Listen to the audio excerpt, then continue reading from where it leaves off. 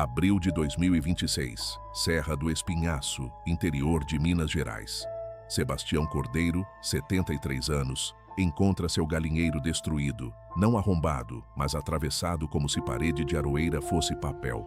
13 galinhas mortas, sem serem comidas. Rastros impossíveis, pegadas caninas com 30 centímetros entre as garras, alternando com marcas humanoides. A Polícia Civil registra como ataque de animal silvestre e sugere IBAMA, que nunca vem. Mas Sebastião lembra. O avô enfrentou a mesma coisa em 1961, o bisavô antes dele. A criatura volta a cada 3 gerações para cobrar dívida de sangue. Quando o lobisomem, de 2,40 metros, invadiu a casa naquela noite de lua cheia, cometeu erro fatal. Subestimou um velho que conhecia cada pedra, cada buraco, cada armadilha natural daquele terreno melhor que as próprias mãos. A terra ensina quem presta atenção e cobra de quem não aprende. Sebastião Cordeiro acordava sempre às 5 da manhã, não por disciplina, mas porque o corpo já não deixava dormir mais que isso. 73 anos carregados nas costas curvadas, mãos nodosas de artrite, joelhos que estalavam a cada movimento. Levantou da cama de casal, onde dormia sozinho há 12 anos, desde que Aparecida morreu de derrame enquanto lavava roupa no tanque. A casa cheirava a café requentado e madeira velha. Piso de tábuas largas rangendo sob seus pés descalços, paredes de pau a pique com retratos desbotados dos filhos que não voltavam mais, santos de gesso acumulando poeira no oratório. Vestiu a calça de brim surrada, a camisa xadrez com remendos nos cotovelos, o chapéu de palha manchado de suor de décadas. Lá fora, o terreiro de terra batida ainda estava na penumbra cinzenta do pré-amanhecer, mas Sebastião conhecia cada pedra, cada desnível, cada sombra. O sítio tinha 8 alqueires espalhados pelas encostas pedregosas da Serra do Espinhaço, terra dura que exigia respeito. Pasto ralo onde 6 vacas magricelas pastavam, horta resiliente que produzia jiló, quiabo e abóbora mesmo na seca, galinheiro de madeira que o pai construíra nos anos 50. O rio Jequitinhonha cortava a propriedade pelo fundo, reduzido agora a um fio d'água lamacenta entre pedras expostas. Abril tinha chegado sem chuva, o cerrado ressecado crepitava sob o sol e o silêncio da manhã parecia mais denso que o normal. Sebastião caminhou até o galinheiro esperando ouvir o cacarejo matinal, o bater de asas, o ciscar ansioso das galinhas. Nada, apenas o silêncio pesado e o vento seco arrastando folhas mortas pelo chão. 50 anos trabalhando aquela mesma terra ensinaram Sebastião que o sertão fala através de sinais pequenos, uma mudança no padrão de voo dos urubus, o sumiço repentino de pererecas no açude, o cheiro diferente do vento antes da tempestade.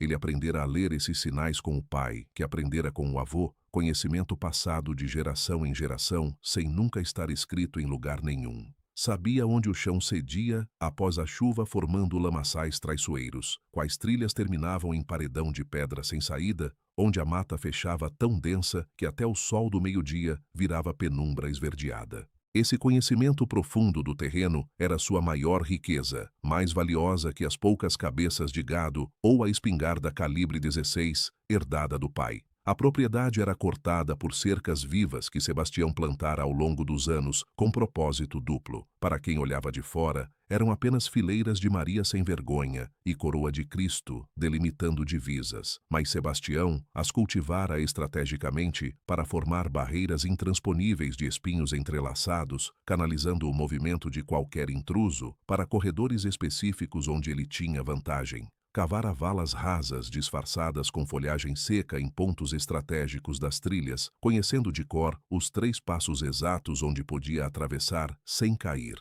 Podara galhos de aroeira e angico criando arcos naturais que direcionavam quem caminhava na mata para clareiras, onde ele podia observar de posições elevadas.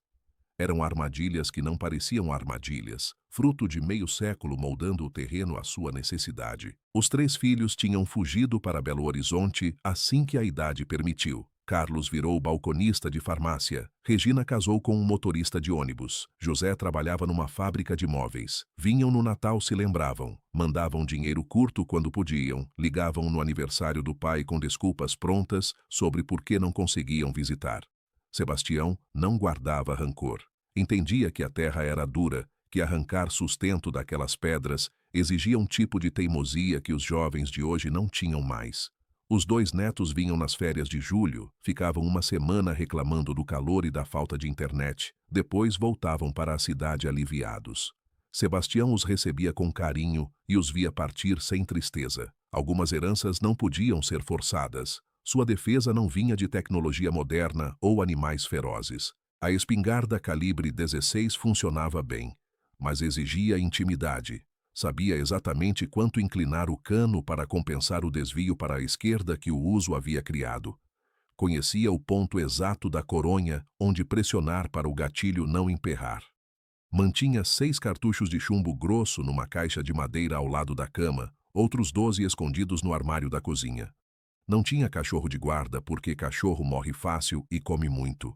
Não tinha cerca elétrica porque a energia caía toda semana. Sua proteção real estava na capacidade de ler o terreno como quem lê um livro aberto, de saber instintivamente onde posicionar-se para ter vantagem, de transformar cada elemento da paisagem em arma potencial. Na juventude, antes das leis ambientais apertarem nos anos 80, Sebastião caçara para alimentar a família, conhecia rastros como quem lê jornal. Sabia diferenciar a pegada de uma onça com fome daquela de uma apenas marcando território. Reconhecia pelo cheiro se um veado estava doente. Identificava pelo padrão das fezes o que o animal comera e quando. Aprendera a se mover silencioso pela mata, a escolher posições de tiro considerando vento e inclinação, a rastrear bichos feridos, seguindo gotas de sangue em folhas.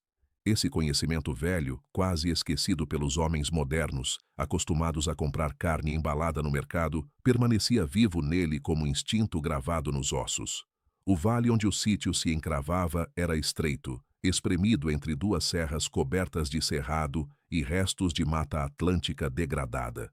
Diamantina ficava a 2 horas de estrada de terra quando não chovia, a cidade mais próxima a 40 minutos de carro tracionado.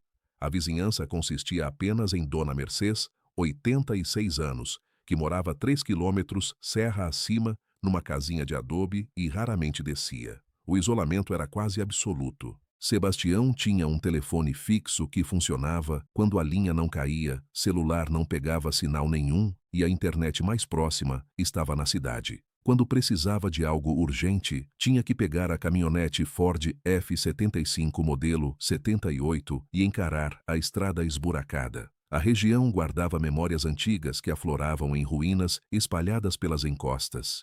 Bocas de mina abandonadas desde os tempos do ciclo do diamante, negras e úmidas como bocas de gigantes mortos. Capelas coloniais em ruína dedicadas a São Sebastião e Nossa Senhora das Mercês.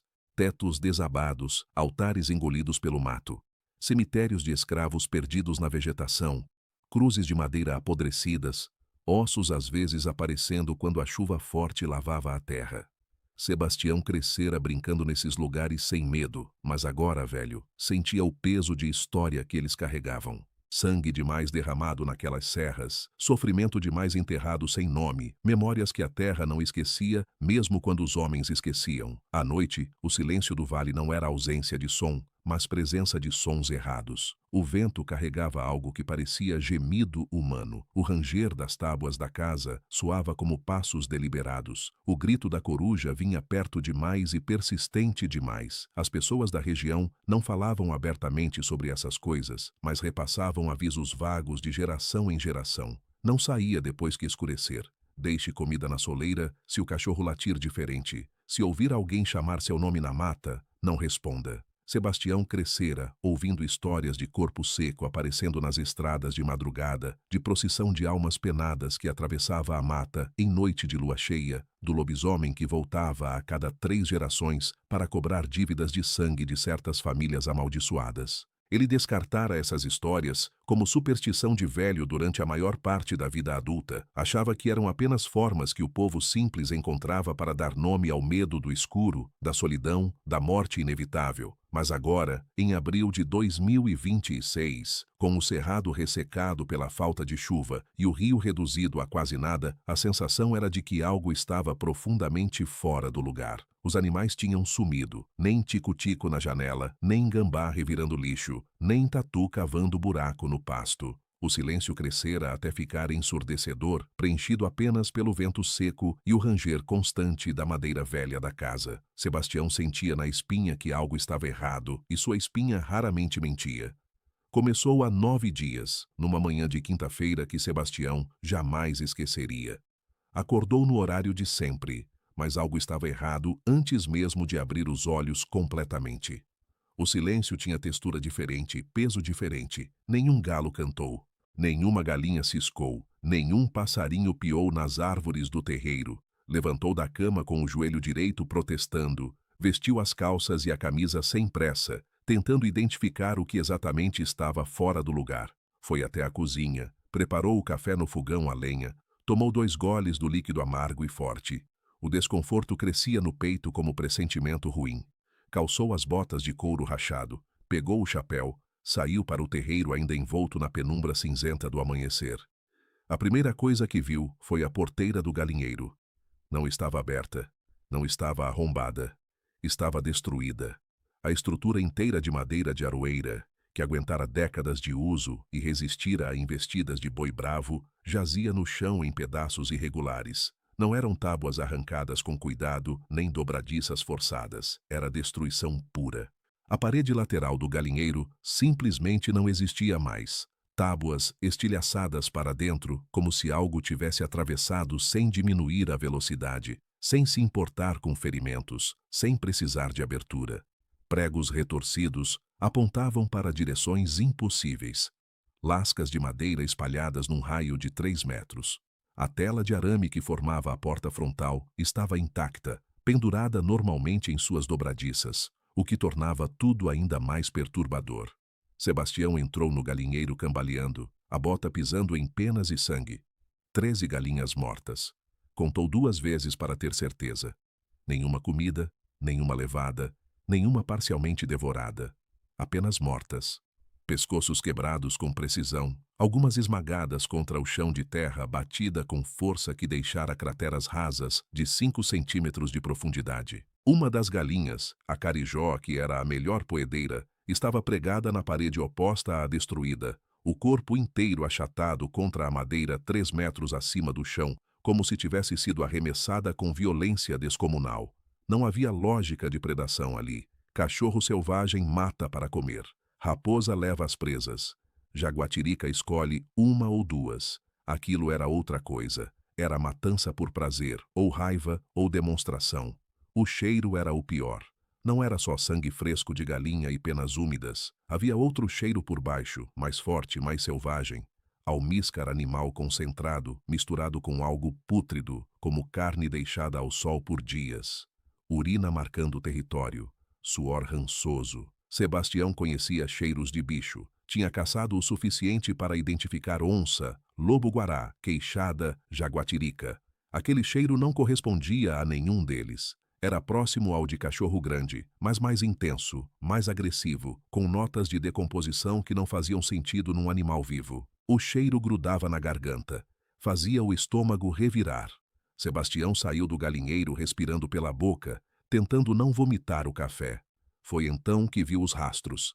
Estava agachado examinando os destroços, quando a luz do sol nascente finalmente chegou ao terreiro, iluminando a terra úmida de orvalho ao redor do galinheiro. As pegadas estavam ali, nítidas demais para ignorar, impossíveis demais para aceitar. Não eram de cachorro, grandes demais, espaçadas demais. Não eram de onça. Formato completamente errado, garras longas demais. Não eram de lobo-guará. Pressão no solo pesada demais, profundidade grande demais. Eram pegadas com 4 marcas de garras profundas, cada uma com 15 centímetros de comprimento, espaçadas como dedos humanos, mas com 30 centímetros de uma à outra. O formato geral sugeria canídeo, mas as proporções desafiavam qualquer animal que Sebastião conhecesse. Seguiu os rastros com o coração batendo mais rápido. Eles vinham da mata atrás do galinheiro, cruzavam o terreiro em linha reta até a estrutura destruída, depois seguiam em círculo ao redor da casa principal. Não era padrão errático de animal confuso, era padrão deliberado de reconhecimento, de estudo. A criatura tinha circulado a casa 3 vezes completas antes de atacar o galinheiro, as pegadas sobrepondo-se em alguns pontos, cada círculo ligeiramente mais próximo das paredes. Sebastião sentiu um frio na espinha que não tinha nada a ver com a temperatura da manhã. Aquilo não era comportamento de bicho atrás de comida. Era comportamento de algo escolhendo quando e como atacar. Os rastros levavam até a cerca de arame farpado que separava o terreiro da mata. Sebastião examinou o arame centímetro por centímetro. Estava intacto. Nenhum fio rompido, nenhum poste arrancado, nenhum pelo preso nos farpas, nenhuma marca de sangue. A cerca tinha 1,20 m de altura. Do outro lado, na borda da mata, os rastros recomeçavam exatamente alinhados com os do lado do terreiro, como se a criatura tivesse simplesmente atravessado a barreira sem tocá-la, saltado por cima sem esforço, e Sebastião lutou contra esse pensamento, atravessado através dela de alguma forma que ele não conseguia compreender. Seguiu os rastros mata adentro por 50 metros até eles desaparecerem num afloramento de pedra onde não deixavam marca. Voltou para casa com as pernas tremendo não de cansaço, mas de algo que não sentia há décadas.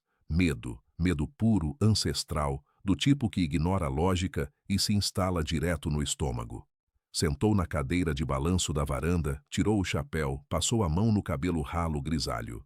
Tentou pensar em explicações racionais. Onça parda, excepcionalmente grande. Cachorro doméstico fugido que enlouquecera. Anta doente com comportamento alterado. Cada explicação soava mais fraca que a anterior. Sebastião caçara onça, conhecia sua força. Nenhuma onça destruía a parede de aroeira daquele jeito. Conhecia cachorros selvagens. Se matavam 13 galinhas, comiam pelo menos uma. Conhecia antas, não tinham garras, não atacavam galinheiros. O dia passou em névoa de incredulidade. Sebastião enterrou as galinhas num buraco fundo atrás da casa, trabalho pesado que deixou suas costas doloridas e as mãos com bolhas. Tentou consertar o galinheiro, mas desistiu no meio. Não tinha mais galinhas mesmo. Preparou comida sem fome. Almoçou feijão tropeiro e farinha olhando pela janela para a mata que de repente parecia ameaçadora. À tarde pegou a espingarda, verificou o mecanismo, limpou o cano, carregou com cartucho de chumbo grosso. Colocou a arma ao lado da cama, junto com a lanterna, a pilha e o facão de lâmina larga que usava para cortar cana. Não sabia exatamente contra o que estava se preparando, mas sabia que precisava estar preparado. A noite chegou pesada de silêncio. Sebastião jantou cedo, trancou portas e janelas pela primeira vez em anos, acendeu a lamparina a querosene na sala.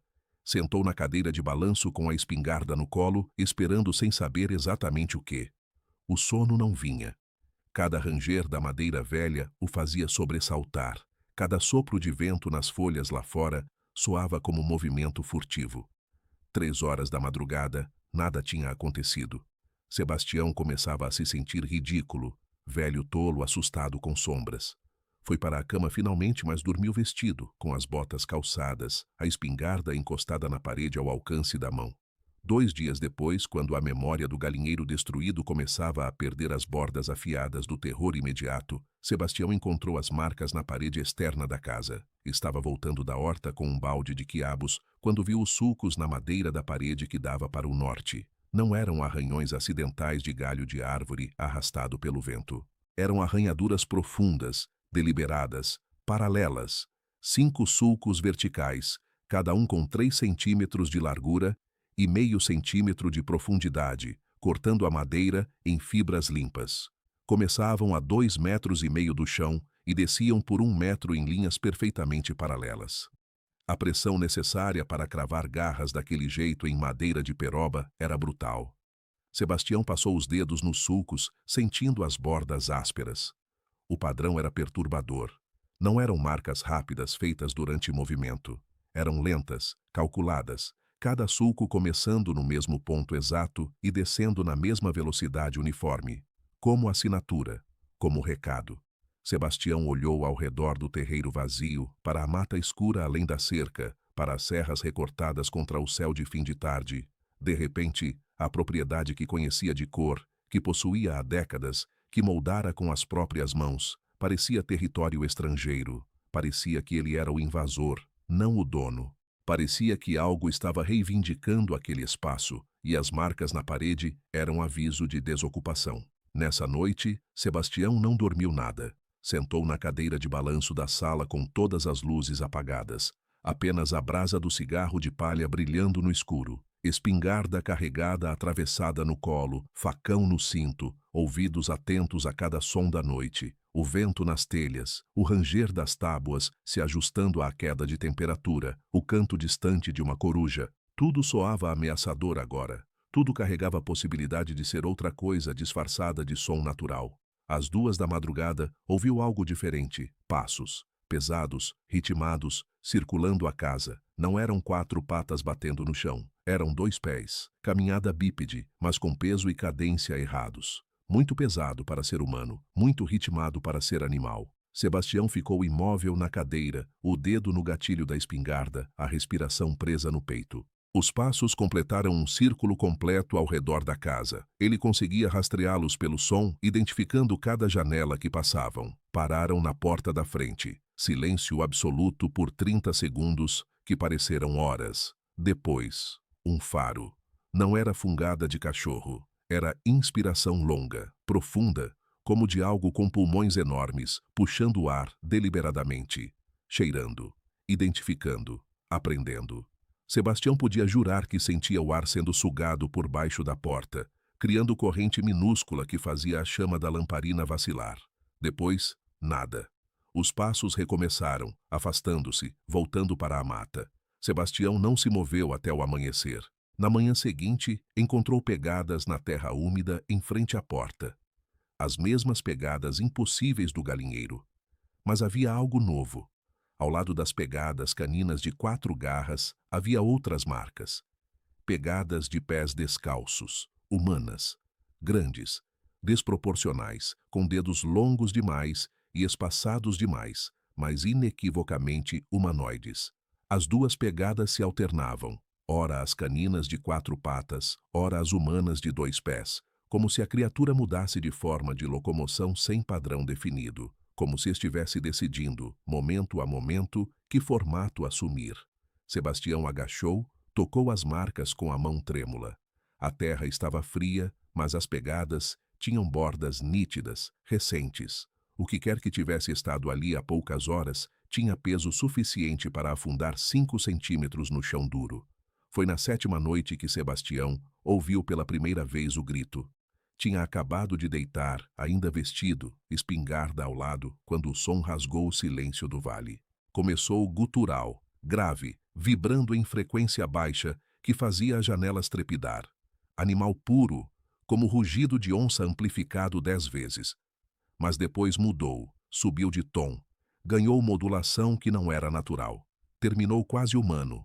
Um lamento arrastado, carregado de raiva e dor misturadas, que ecoava entre as serras e parecia vir de todas as direções ao mesmo tempo. Durou 3 minutos completos. Sebastião ficou paralisado na cama, o coração martelando tão forte que doía no peito, o suor frio escorrendo pelas têmporas. Quando o grito finalmente parou, o silêncio que voltou era ainda pior que o som. Era silêncio expectante. Silêncio que espera a resposta. Sebastião se levantou, foi até a janela, olhou para fora através da fresta da veneziana. A lua cheia iluminava o terreiro de prata. Não viu nada, mas sentiu. Sentiu presença, peso de ser observado, certeza absoluta de que algo muito grande e muito perigoso estava logo além da linha das árvores, olhando de volta para ele. Ficou ali parado por 20 minutos, até as pernas começarem a tremer de tensão. Quando finalmente voltou para a cama, sabia com certeza de ossos e sangue que não estava sozinho naquele vale. Sabia que algo tinha chegado, escolhido seu sítio, marcado território. E sabia, com terror crescente, que esse algo não ia embora até conseguir o que queria, o que quer que fosse. Na manhã seguinte, Sebastião foi à cidade. Não porque esperasse ajuda real, mas porque precisava confirmar o que já sabia, que estava sozinho nisso. A caminhonete Ford chacoalhou pelos 40 minutos de estrada esburacada, levantando nuvem de poeira vermelha que grudava no para-brisa. Chegou na delegacia às 9 horas, quando o policial Reinaldo ainda tomava café com pão de queijo na mesa do fundo. Sebastião conhecia Reinaldo desde criança. O pai do rapaz fora peão na fazenda vizinha nos anos 70. Contou sobre o galinheiro destruído, as pegadas estranhas, os sons noturnos. Escolheu as palavras com cuidado, evitando soar como maluco. Falou de animal grande, cachorro selvagem talvez, comportamento agressivo. Reinaldo ouviu com cara de quem já tinha ouvido aquela história 1000 vezes. Anotou ataque de animal silvestre num caderno amarelado, perguntou se Sebastião queria fazer BO formal. Sebastião disse que não, apenas queria registrar o ocorrido. Reinaldo suspirou, fechou o caderno, olhou para o velho com mistura de pena e impaciência. Sugeriu que ele ligasse para o Ibama, que eles cuidavam dessas coisas de bicho atacando propriedade. Sebastião viu nos olhos do policial que ele sabia que Ibama não viria, nunca vinha para esse tipo de chamado na zona rural esquecida. Viu também algo mais, um lampejo rápido de reconhecimento, como se Reinaldo tivesse ouvido histórias parecidas antes e escolhido ativamente não investigar, como se soubesse que certas coisas era melhor deixar quietas. Do posto policial, Sebastião foi até a clínica veterinária na saída da cidade. Dr. Mário era homem da capital, formado em Viçosa, que viera para o interior há 10 anos achando que seria vida tranquila. Sebastião descreveu os ferimentos das galinhas, pescoços quebrados, corpos esmagados, parede destruída. Dr. Mário sugeriu jaguatirica, talvez cachorro do mato, excepcionalmente agressivo. Recomendou veneno para raposa, armadilha de arame para captura. Sebastião perguntou se jaguatirica destruía parede de aroeira. Dr. Mário hesitou. Disse que em situação de raiva extrema, talvez. Mas o modo como desviou o olhar, como ajeitou os papéis na mesa sem necessidade, denunciava que ele também não acreditava na própria explicação. Era mais fácil dizer jaguatirica do que admitir não saber. Sebastião voltou para o sítio no meio da tarde com sensação de vazio no estômago. Parou a caminhonete no terreiro, ficou sentado ao volante por 5 minutos olhando para a casa, para a mata além, para as serras que encerravam o vale como muralhas naturais. Pensou pela primeira vez em vender tudo, ir para Belo Horizonte morar com o Carlos, passar os anos que restavam num apartamento pequeno, assistindo novela. A ideia durou segundos antes de ser descartada. Aquela terra era dele. Fora do pai, do avô, do bisavô que chegara ali em 1860, carregando apenas machado e coragem. 50 anos de suor dele próprio, embebidos naquele chão pedregoso. Não ia entregar para bicho nenhum, não ia fugir como covarde, não ia deixar que medo o expulsasse de casa. Desceu da caminhonete, caminhou até a horta, colheu alguns jiló. Foi então que a memória voltou. Não como lembrança vaga, mas como flashback sensorial completo. O cheiro. Aquele cheiro de almíscar pútrido misturado com urina que ele sentira no galinheiro destruído, já tinha sentido antes. Décadas atrás, quando era menino de 8 anos, em 1961. O avô Tertuliano ainda era vivo, homem duro de 60 e poucos anos, que raramente sorria e nunca explicava nada. Uma manhã de agosto, Sebastião acordara com os gritos da mãe. Tinha corrido para o terreiro e encontrado a cena que agora voltava em detalhes nítidos. 3 cabras mortas, não comidas, apenas mortas, pescoços quebrados, cercado destruído exatamente como o galinheiro agora. O avô Tertuliano tinha olhado os rastros por longo tempo, o rosto ficando cinza, as mãos tremendo levemente. Depois mandara todos para dentro de casa, trancara portas e janelas no meio do dia. Ficara sentado na sala com a espingarda no colo durante 3 dias e 3 noites, sem dormir, sem comer direito, apenas esperando. No terceiro dia, ao amanhecer, Sebastião ouvira sons lá fora, rosnados, disparos, grito que era meio homem, meio bicho.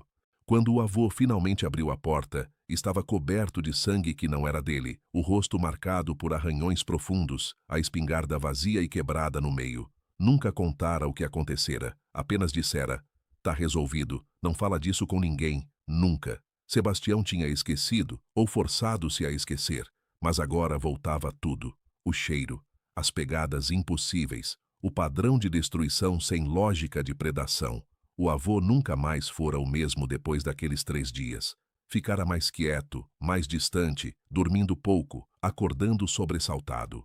Morrera 2 anos depois de derrame, enquanto consertava cerca, caindo de cara na terra vermelha que amava. No velório, velhos da região tinham vindo sussurrar coisas para a avó, que Tertuliano fora homem corajoso, que pagara o preço que precisava ser pago, que a família podia descansar por mais uma geração. Sebastião, com 10 anos, não entendera nada. Agora, com 73, começava a entender tudo. Entrou em casa, foi até o quarto dos fundos, onde guardava coisas antigas em baú de madeira.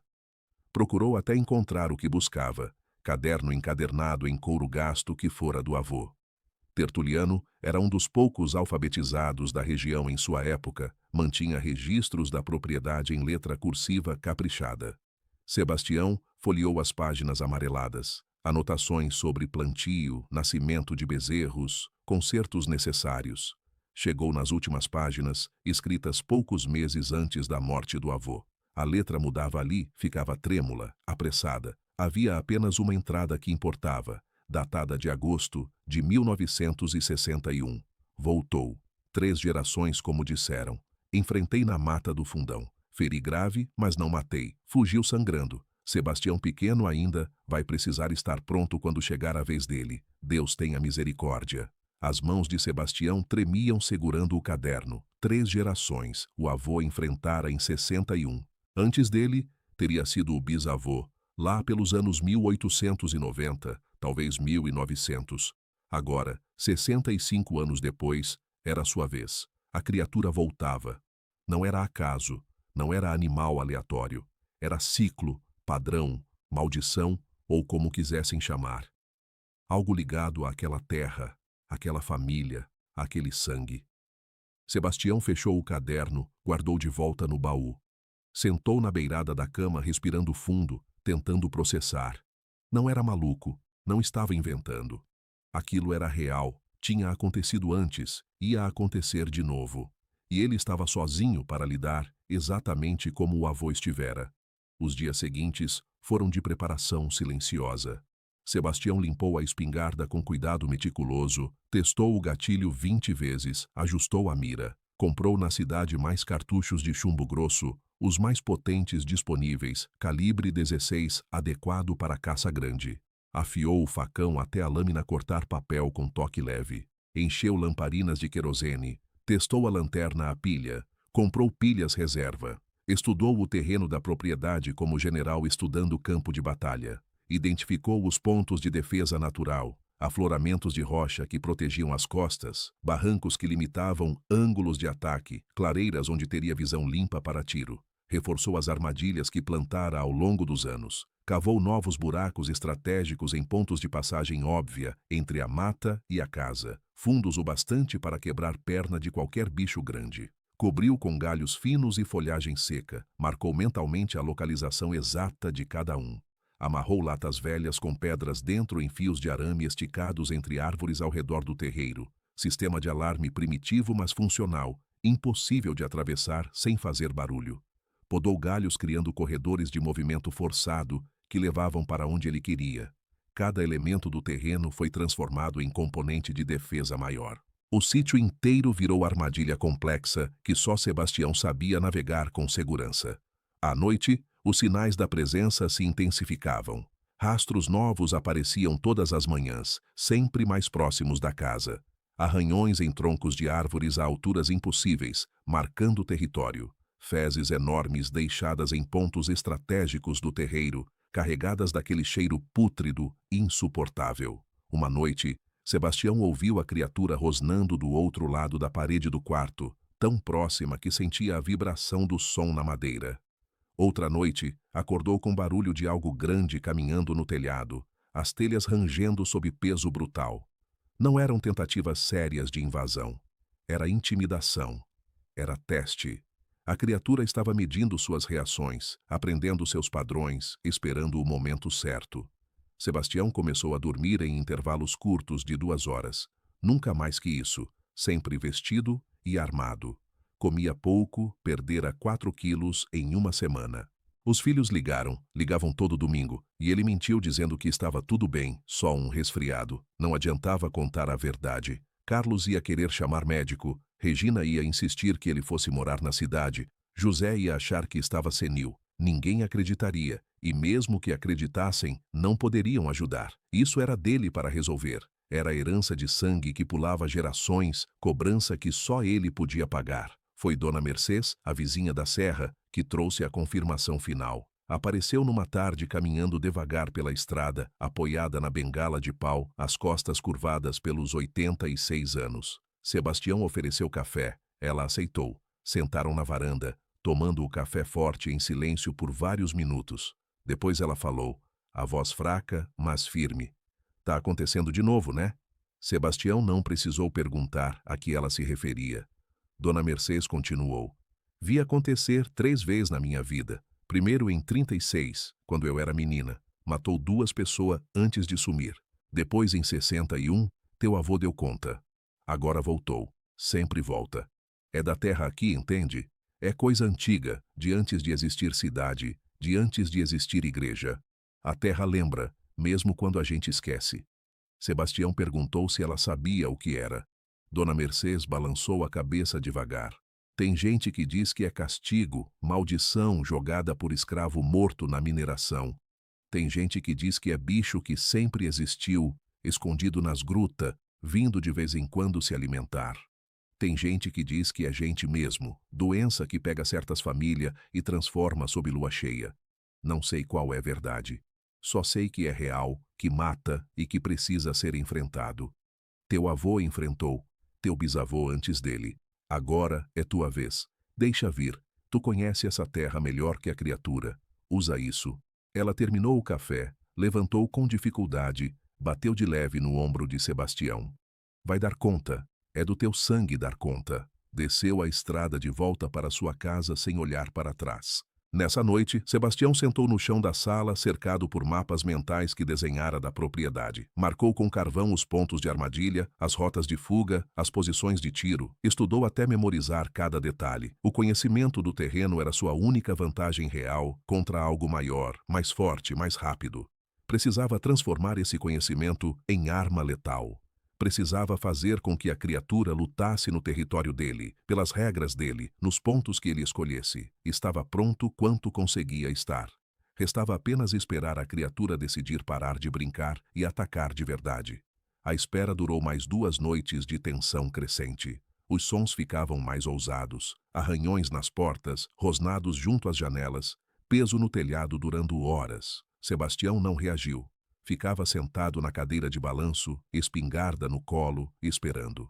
Sabia que a criatura estava testando, provocando, tentando forçá-lo a sair para território aberto onde ela tinha vantagem. Não ia cair nisso. Quando o confronto viesse, seria em terreno que ele conhecia melhor que as próprias mãos, seria no momento que ele escolhesse, seria nos termos dele. A paciência era arma também. O avô ensinara isso sem palavras. Às vezes, a melhor caçada é aquela onde você deixa a presa pensar que está caçando você. Na 13ª noite, desde o galinheiro destruído, lua cheia iluminando o vale como dia prateado, Sebastião tomou decisão. Não ia mais esperar passivamente. Ia convidar. Deixou a porta da frente entreaberta pela primeira vez em 2 semanas. Posicionou-se na cadeira de balanço da sala, todas as luzes apagadas, exceto uma lamparina a querosene sobre a mesa, lançando sombras longas e dançantes. Espingarda carregada atravessada no colo, facão no cinto, cartucho reserva no bolso da camisa. Se a criatura queria entrar, que entrasse. Mas ia entrar onde ele queria, como ele queria, e ia descobrir que velhos de 73 anos que passaram vida inteira trabalhando terra dura não morrem fácil. O vento noturno fazia a porta ranger levemente. Sebastião não se movia. Respiração controlada, dedo fora do gatilho, mas próximo. Meia-noite passou. 1 da manhã, 2. O silêncio era tenso como arame esticado prestes a arrebentar. Às 2h40, ouviu. Passos pesados se aproximando da casa. Não era mais tentativa de silêncio. Era caminhada deliberada, confiante, de predador que sabia que era mais forte. Os passos chegaram à varanda. Pararam. Sebastião ouvia a respiração pesada do outro lado da porta entreaberta. Inspirações profundas, cheirando, identificando. Depois, com lentidão calculada, a porta começou a abrir. Luz da lua entrou pela abertura crescente, e Sebastião viu. A criatura bloqueou a luz da lua, como eclipse vivo.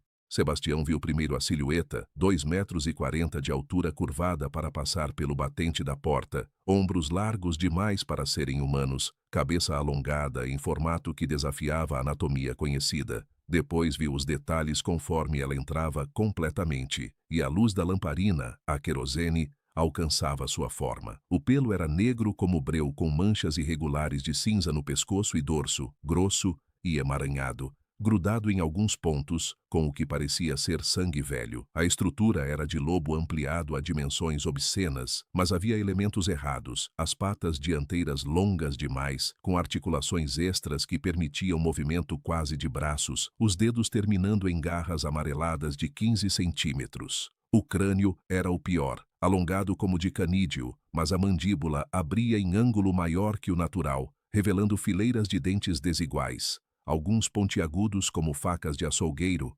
outros rombudos como os de urso, brancos demais, grandes demais. O focinho estava manchado de algo escuro que podia ser terra ou sangue, mas eram os olhos que paralisavam. Não eram olhos de animal. Tinham íris amarelas cercadas por branco amarelado de doença, e neles havia algo insuportavelmente humano. Não inteligência de predador, mas consciência torturada, reconhecimento, raiva mesclada com desespero. A criatura olhava para Sebastião, e Sebastião via algo naquele olhar que o fazia querer vomitar. Via que aquilo já fora humano, ou era humano ainda, preso em corpo que não deveria existir. O cheiro invadiu a sala como parede física. Almíscar animal concentrado misturado com urina rançosa, carne podre, suor de semanas, terra úmida. Sebastião sentiu o estômago revirar, mas manteve os olhos fixos na criatura. Ela se moveu para dentro da sala em 4 patas, um movimento fluido e terrível, músculos ondulando sob o pelo, fazendo o assoalho de tábuas ranger sob o peso. Parou a 3 metros da cadeira de balanço. Inclinou a cabeça para o lado em gesto quase humano de curiosidade. A respiração saía pesada pelas narinas dilatadas, vapor no ar frio da noite. Sebastião podia ouvir o som líquido dos pulmões enormes enchendo e esvaziando. Podia ver a pulsação rápida na veia grossa do pescoço peludo. Ficaram assim por eternidade que deve ter durado 15 segundos. Homem velho na cadeira de balanço, criatura impossível agachada no centro da sala, ambos se medindo. Depois a criatura moveu-se de repente, erguendo-se nas pernas traseiras até a altura completa, a cabeça quase tocando o teto, os braços patas abrindo em gesto que era ameaça pura. A boca abriu, revelando toda a extensão das presas, e saiu um rosnado grave que vibrou no peito de Sebastião como batida de tambor. Era som de desafio, de reivindicação territorial, de aviso final. Sebastião entendeu. A criatura tinha vindo cobrar o que achava que era dela. Vinha cobrar a terra, cobrar o sangue, cobrar a dívida que gerações carregavam. Sebastião não hesitou. Ergueu a espingarda num movimento que 50 anos de caça tornaram automático e disparou. O estampido explodiu na sala fechada, ensurdecedor, a coronha batendo no ombro com força que faria doer por dias. A distância era de 3 metros. Impossível errar. O chumbo grosso acertou a criatura no peito lado esquerdo. Impacto que arrancou pedaço de pelo e carne do tamanho de punho. Sangue negro espirrou na parede atrás. O corpo da criatura jogado para trás pelo impacto. Sebastião já estava quebrando a espingarda, ejetando o cartucho vazio que caiu tilintando no chão, enfiando o cartucho novo, fechando a arma. 3 segundos completos. Tempo demais. A criatura berrou. Não era som animal. Era grito humano distorcido, carregado de dor e fúria misturadas, que fez as janelas tremerem nas molduras. Sangue escorria do ferimento no peito, manchando o pelo, pingando no chão em gotas grossas, mas ela não caiu, não recuou, avançou. Cruzou os 3 metros em meio segundo, movimento de velocidade impossível para algo daquele tamanho. Sebastião mal teve tempo de registrar, antes da pata gigante acertar a espingarda, arrancando-a de suas mãos com força brutal. A arma voou pela sala, bateu na parede, o cano entortando com o impacto. Sebastião tentou levantar da cadeira, mas a outra pata acertou seu peito, jogando-o de volta, a cadeira tombando para trás e ele com ela. bateu no chão com as costas, o ar saindo dos pulmões em baforada dolorida. A criatura estava sobre ele instantaneamente, o peso descomunal pressionando seu peito, uma pata firmando seu ombro esquerdo contra o assoalho com força que fazia os ossos rangerem. A boca aberta a centímetros de seu rosto, bafo quente e pútrido, saliva grossa pingando em seu pescoço. Sebastião olhou direto nos olhos amarelos e viu a morte chegando. Mas também viu hesitação. A criatura podia ter arrancado sua garganta em meio segundo, podia ter esmagado seu crânio com uma mordida, mas não o fazia. Apenas prendia-o ali, respirando pesado, aqueles olhos torturados estudando seu rosto como se buscassem reconhecer algo. Sebastião aproveitou a hesitação. A mão direita estava livre, e o facão continuava no cinto. Puxou a lâmina com um movimento rápido e enfiou na lateral da criatura, logo abaixo das costelas, com toda a força que conseguiu reunir. A lâmina de 30 centímetros entrou fundo, rasgando pelo, músculo, órgãos. Sangue negro e quente jorrou sobre a mão de Sebastião, escorregadio e grosso.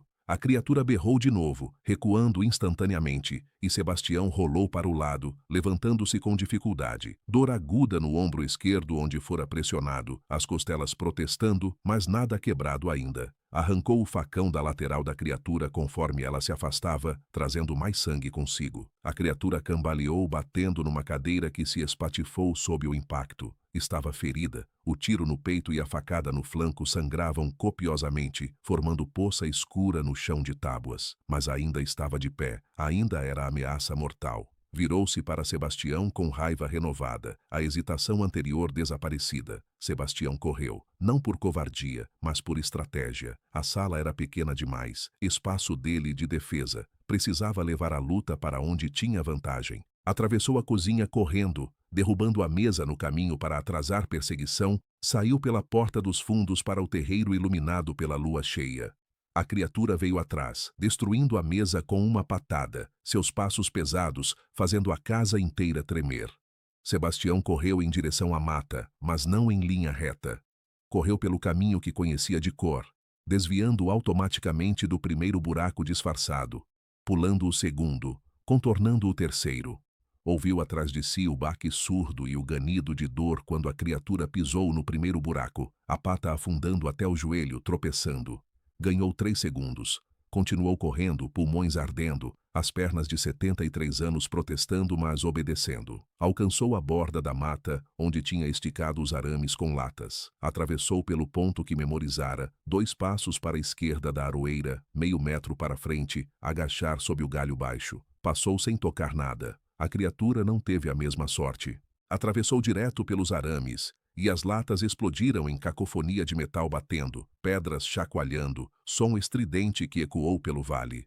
Mais importante, os arames enroscaram nas patas, nas pernas, fazendo-a tropeçar de novo. Sebastião virou-se a tempo de ver a criatura cair de cara na terra, arrastando meio metro antes de parar. Aproveitou. Tinha escondido instrumentos estratégicos ao longo da propriedade nas últimas semanas. Atrás da aroeira grande havia um machado de lâmina pesada que usava para rachar lenha. Pegou com as 2 mãos, virou, avançou sobre a criatura enquanto ela ainda lutava para se levantar emaranhada nos arames. Ergueu o machado alto e baixou com toda a força na pata traseira direita da criatura. A lâmina cortou pelo, carne, bateu no osso com impacto que reverberou pelos braços de Sebastião. Não decepou, mas afundou profundo, e a criatura berrou mais alto que antes. Chutou com a pata ferida, o casco acertando o peito de Sebastião, jogando-o 3 metros para trás. Ele bateu numa árvore, a visão escurecendo por segundo, o gosto de sangue na boca. Quebrou costela com certeza, talvez 2. Respirar doía como faca nas costas. Mas conseguiu ficar de pé, segurando o tronco da árvore, vendo a criatura finalmente se desenredar dos arames e ficar de pé. Estavam agora a 10 metros de distância, ambos feridos, ambos sangrando. A criatura mancava da pata traseira onde o machado cortara fundo, o sangue deixando rastro escuro na terra. O ferimento do tiro no peito continuava sangrando, a facada no flanco também. Mas ela ainda era forte, ainda era mortal. Sebastião sentia costelas quebradas rangendo a cada respiração, o ombro esquerdo quase imóvel de dor, cortes menores que nem registrara quando aconteceram, ardendo nos braços e rosto. O facão estava em sua mão direita ainda manchado de sangue. O machado ficara preso no osso da pata da criatura, ela o sacudira para fora quando se levantou. A criatura avançou de novo, mas mais devagar agora, mancando, respiração trabalhosa. Sebastião recuou mais para dentro da mata, levando-a para onde queria. Conhecia cada árvore, cada pedra, cada trilha. A criatura seguia deixando rastro de sangue, os olhos fixos nele com ódio que parecia quase pessoal. Sebastião a guiou pela trilha estreita entre duas aroeiras grandes, sabendo o que vinha depois. A criatura seguiu. 5 metros à frente havia o barranco, queda de 3 metros até riacho quase seco. Sebastião parou na borda, virou-se para encarar a criatura que vinha mancando em sua direção. Quando ela estava a 3 metros, Sebastião se jogou para o lado, rolando no chão entre espinhos que rasgaram a camisa e a pele. A criatura não conseguiu parar a tempo. O impulso, a mancada, a perda de sangue, tudo conspirou. Ela passou direto pela borda do barranco e caiu, o corpo enorme tombando no ar, batendo nas pedras do leito do riacho com o impacto que Sebastião sentiu através do chão.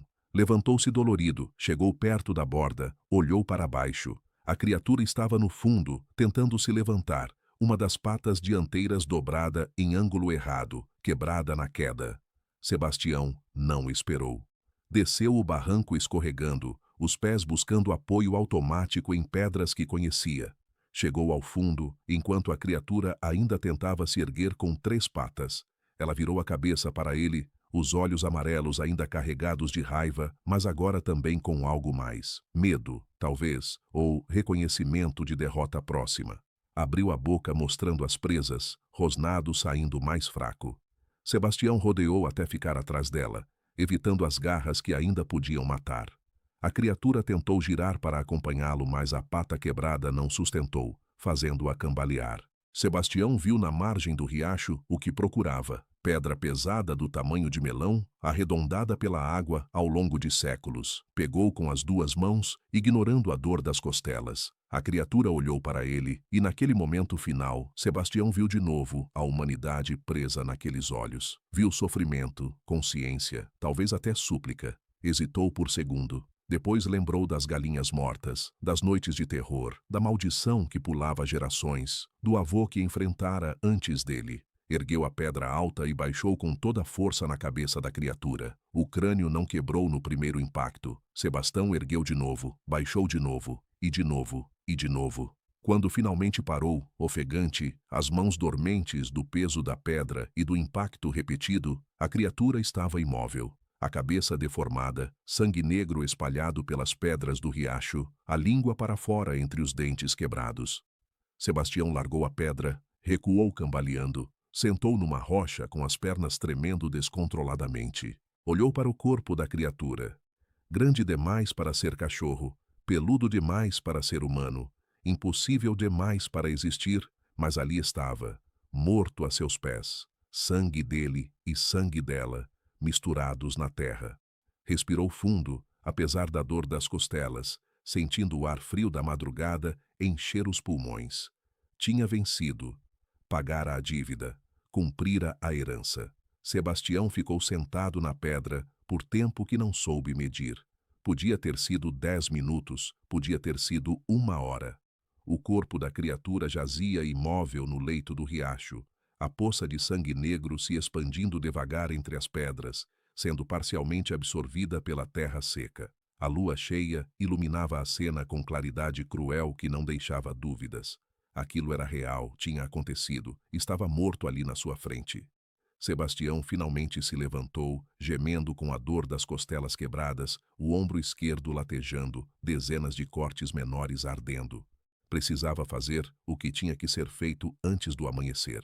Antes que restasse qualquer evidência que não podia ser explicada. Subiu o barranco com dificuldade, cada movimento uma agonia, voltou para casa mancando. O terreiro estava destruído, arames arrancados, latas espalhadas, trilha de sangue levando da casa até a mata. Dentro, a sala era cenário de massacre, cadeira quebrada, mesa da cozinha em pedaços, espingarda inutilizada com o cano entortado, sangue nas paredes e no chão. A lamparina milagrosamente ainda acesa sobre a mesa tombada.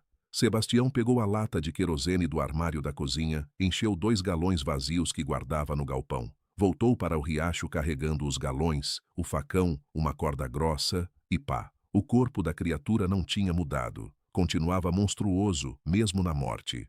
Trabalhou por 2 horas, sob a luz da lua. Primeiro despejou querosene sobre o corpo inteiro da criatura, encharcando-o pelo espesso. Depois riscou fósforo e jogou. O fogo pegou instantaneamente. Chamas amarelas e azuladas subindo alto. O cheiro de pelo queimado misturando-se com aquele almíscar pútrido numa combinação nauseante. Sebastião ficou ali, apoiado na pá, assistindo o corpo arder. O fogo era quente o bastante para derreter a gordura, para carbonizar a carne, para rachar os ossos. Observou até ter certeza de que não restaria nada reconhecível, nada que pudesse ser identificado como o que realmente era. Quando as chamas finalmente baixaram, restavam apenas ossos enegrecidos e cinzas. Cavou então uma cova funda na margem do riacho, trabalho brutal que fez suas costelas protestarem com cada pá de terra. Meio metro, 1 metro, 1,5 metros de profundidade. Empurrou os restos calcinados para dentro com a pá, sem tocar, sem olhar muito de perto. Cobriu tudo com terra, socou bem. Depois cobriu com pedras pesadas arrancadas do leito do riacho. Por cima das pedras, jogou mais terra, galhos, folhas secas. Quando terminou, o local parecia apenas mais um trecho qualquer da margem. Nada indicava que algo estava enterrado ali. Levou os galões vazios de volta para casa, lavou-os no tanque, guardou no lugar de sempre, limpou o facão, afiou de novo, pendurou no gancho da cozinha. O amanhecer começava a clarear o horizonte quando Sebastião terminou de limpar a casa. Esfregou o sangue das paredes e do chão com água e sabão, o líquido escuro descendo pelo ralo do tanque. Juntou os pedaços da cadeira quebrada e da mesa, queimou tudo na fogueira do quintal, junto com a espingarda inutilizada, metal e madeira virando cinzas indistinguíveis. Trocou de roupa, queimou a camisa rasgada e ensanguentada, as calças manchadas. Tomou banho gelado no chuveiro do banheiro, a água lavando o sangue seco dos cortes menores, revelando a extensão dos ferimentos. Arranhões profundos nos braços, hematomas roxos no peito e ombro, as costelas inchadas e doloridas. Vestiu roupa limpa, caminhou até a varanda, sentou na cadeira de balanço reserva. O sol nasceu sobre a Serra do Espinhaço, pintando o céu de laranja e rosa. Os pássaros voltaram. Sebastião ouviu o canto do tico-tico, o chilrear dos pardais. Até um galo cantando ao longe na propriedade de Dona Mercês. Os sons normais da manhã, que estiveram ausentes por 2 semanas, retornavam como se nunca tivessem ido embora. A sensação de peso opressivo que pairava sobre o vale tinha se dissipado com a fumaça do corpo queimado. O ar cheirava apenas a terra, a cerrado seco, a manhã comum. Sebastião balançou devagar na cadeira, sentindo cada músculo dolorido do corpo, mas também sentindo algo mais. Alívio profundo, exaustão completa, paz estranha. Dona Mercês apareceu ao meio-dia, subindo devagar a estrada. Não perguntou nada. Olhou para Sebastião sentado na varanda, viu os hematomas no rosto dele, a forma como segurava o lado esquerdo do corpo, o cansaço mortal nos olhos. Assentiu uma vez, lentamente. Teu avô ficou assim depois também, levou semana para se recuperar. Tem árnica no meu quintal, vou buscar para ti. E confrei para as costelas. Voltou 1 hora depois com os remédios caseiros, ensinou Sebastião a fazer o chá de confrei para tomar 3 vezes ao dia, a cataplasma de árnica para passar nos hematomas. Não mencionou a criatura, não pediu detalhes, não ofereceu condolências nem parabéns. Apenas deixou os remédios e foi embora. Esse era o jeito da região. Algumas coisas aconteciam, eram resolvidas, e sobre elas não se falava. Os filhos ligaram no domingo como sempre. Sebastião disse que tinha caído consertando o telhado, quebrado costela, mas que estava bem. Regina quis ir até lá, ele recusou dizendo que Dona Mercês estava cuidando dele. Carlos ofereceu dinheiro para pagar médico particular em Diamantina. Ele agradeceu, mas disse que não precisava. José perguntou se não era hora de pensar em vender o sítio e se mudar para a cidade. Sebastião mudou de assunto. Desligou o telefone sentindo a distância que sempre existira entre ele e os filhos aumentar um pouco mais. Não os culpava. Eles tinham suas vidas, seus problemas urbanos, suas preocupações com contas e empregos e trânsito. Não entenderiam o que ele enfrentara mesmo se contasse, e não precisavam entender. As semanas seguintes foram de recuperação lenta. As costelas sararam devagar, a dor diminuindo gradualmente até virar apenas incômodo ao respirar fundo. Os hematomas passaram de roxo para verde para amarelo antes de desaparecer. Os cortes cicatrizaram deixando marcas finas que se juntariam às outras cicatrizes de 73 anos de vida dura. Sebastião retomou a rotina da propriedade. Cuidou da horta, consertou cercas, foi à cidade comprar galinhas novas. Reconstruiu o galinheiro, dessa vez reforçando as paredes com tábuas duplas. Comprou espingarda nova, calibre 12 dessa vez, mais potente, não porque esperasse precisar de novo, mas porque homem da roça não fica desarmado. O caderno do avô Tertuliano voltou ao baú de madeira no quarto dos fundos. Sebastião pensou em escrever sua própria entrada, documentar o que acontecera para a próxima geração, mas desistiu. Se o padrão se mantivesse, seriam mais 60 ou 70 anos até a criatura voltar. Ele estaria morto há décadas. Os netos nem viriam mais ao sítio quando adultos, provavelmente. A terra seria vendida para estranhos que não conheceriam a história, não entenderiam os avisos, não estariam preparados. Ou talvez, um dos netos surpreendesse e voltasse, sentisse a conexão com a terra, escolhesse ficar. E se isso acontecesse, se a maldição realmente pulasse gerações como parecia fazer, esse neto teria que aprender sozinho como Sebastião aprendera. Era assim que funcionava. Conhecimento passado não em palavras, mas em necessidade, em sangue, em sobrevivência. Sebastião nunca mais viu rastros impossíveis na propriedade, nunca mais ouviu aquele grito que era meio homem, meio bicho. As noites voltaram ao silêncio normal da roça. Grilos, sapos, coruja ocasional, vento nas árvores. Os animais retornaram gradualmente. Tatus cavando buracos, gambás revirando lixo, até uma jaguatirica que ele viu uma vez cruzando o pasto ao entardecer. Vida normal, vida que sempre conhecera, como se aquelas 2 semanas de terror tivessem sido pesadelo febril. Mas Sebastião sabia que não foram. Carregava as provas no corpo, costelas que doíam quando mudava o tempo, cicatrizes que pegavam sol diferente da pele ao redor, ombro que nunca mais ergueria completamente acima da cabeça. 6 meses depois, em outubro, Dona Mercês morreu dormindo. Infarto fulminante aos 87 anos.